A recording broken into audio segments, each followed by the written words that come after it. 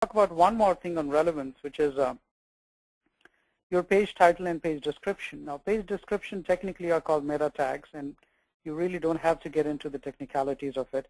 We can try to explain this in a pretty simple way.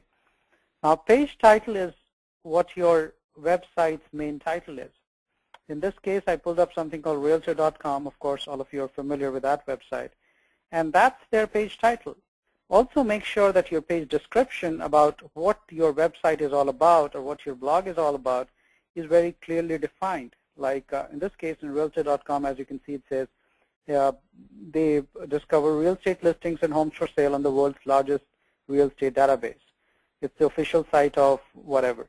Sometimes what happens is that we put a lot of keywords in here trying to rank high for every single thing, for every single neighborhood, and that may get you a little bit of higher ranking, but when people look at the search result, people see this, and it just doesn't make any sense. So your page title, your page description should really describe about what your page is really all about, so that people should know when they click on Realtor.com where they are actually landing and what value will they get when they land on Realtor.com. So an authority is guided by three main parameters. Let's look at number one. First is inbound links. Google says if there are other websites and other blogs and they are referring to your website as a resource and giving a link saying, hey, if you want to read more about first-time home buyer mortgages, go to lendingexpertblog.com, and they give a link for Lending Expert Blog. Now, if they do something like that, Google thinks you are a very credible source. You have the authority on that particular topic, and that's why other websites are linking to your website. And that's what is called an inbound link, if some other website has a link for your website. So that's really important, how many people are referring to your website or to your blog. The other thing that gives you authority is how many pages are you creating, meaning how much content are you adding and how relevant and how timely is that content. Meaning if you did a website like 3 years back and you haven't changed anything with that website, which I see like 95% of the real estate agents doing, then it doesn't hold a lot of authority in the eyes of Google. Because one, a typical website has like 10, 12 pages and that's about it. Two, most of those content are stale. They have not been updated for years, and because of that, that's not really considered relevant to Google. That's why very few websites like those now rank high on Google. So by adding number of pages, which means that how much of content are you adding on a daily or a weekly or a monthly basis, helps you get more authority on Google. Amount of traffic that you get to your website is again very important. Maybe you have an old website and maybe you don't have too much of links. But if you are getting few hundred visitors every single day to your website, Google thinks that you must have something good in there. That's why people are going on a daily basis to look for information on your page. So if that's the case, again, that gives you an authority. So again, three things that really gives you an authority is inbound links, amount of traffic, and the number of pages. Now, one of the best ways to do this, and because you must be asking this question, okay, it's good to know that these are the three things besides the relevance which will get us rank higher, but how do we build on those three things? One of the easiest and the best and the most proven way to do it is a blog. And HubSpot actually did a research which shows that if you are a company or even an individual for that perspective, from that respect, is that if you are a company that blogs, you get 97% more inbound links. That's the link that we were talking about compared to the company that doesn't blog. Also, it says that if you do blog as a company, you get 55% more website visitors than companies that don't blog. So, and this is something which is quite commonsensical, so to say, because blogs are easily updated. Every new content that you add is considered a new page by Google, so it becomes a lot easier for you to rank higher as a blog compared to a website which has not been changed for a very, very long time. So that's one really big way of getting ranked higher, is to get started on blogging. And if you blog already, maybe blog a little more frequently and blog on relevant topics. Some of the other things that you can do to get ranked higher on Google is to participate in social media, especially Twitter and Facebook, because Twitter reached an agreement with Google, I think about 2 or 3 months back, when everything that goes on Twitter can be searched by Google. Facebook did a similar agreement about a month and a half back.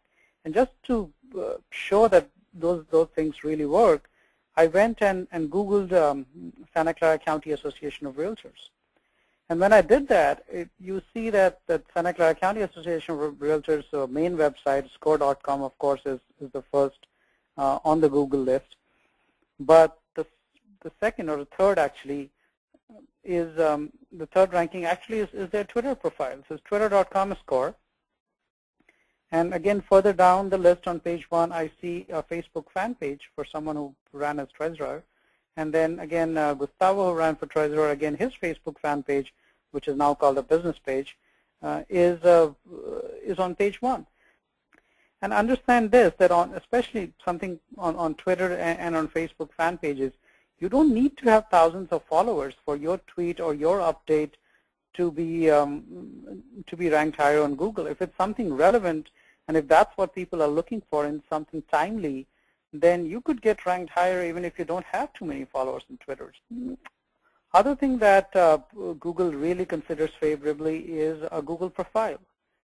Again, this is not a social media platform. It's just a one-time creation of your profile. It takes about 5 to 7 minutes to do it. You just put your bio, put your pictures, just basic stuff.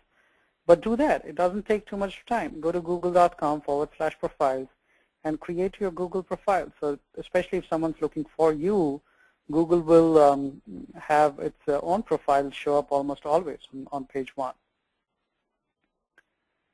And this is really important. Get local and establish a virtual footprint on all possible online platforms that you can get to, especially some of the bigger ones. Yahoo Local, Trulia, Yelp, Zillow, ActiveRain, Google Places. These are some of the top websites that almost always come on page 1 when you're looking for a real estate agent in San Jose or a real estate agent in Fremont or whatever. If you do that, I almost always see either Yelp come up really high, or Yahoo Local, or Trulia, Zillow, maybe not so much ActiveRain, but of course Google Places, which was called Google Local earlier. Make sure you have your profile set up on all these platforms. I think all of them are free, except maybe Yahoo Local. They have a small fees. But do that. It just absolutely makes sense to be on all these platforms. Of course, it gets your virtual footprint. When people are looking for your name, they see that you're present on all these platforms. But also, if they are not specifically looking for your name, but looking for something like a real estate agent in a particular area, if you're present on all these places and have an active profile on all these places, chances are that you will get ranked higher because most of these websites do rank pretty high.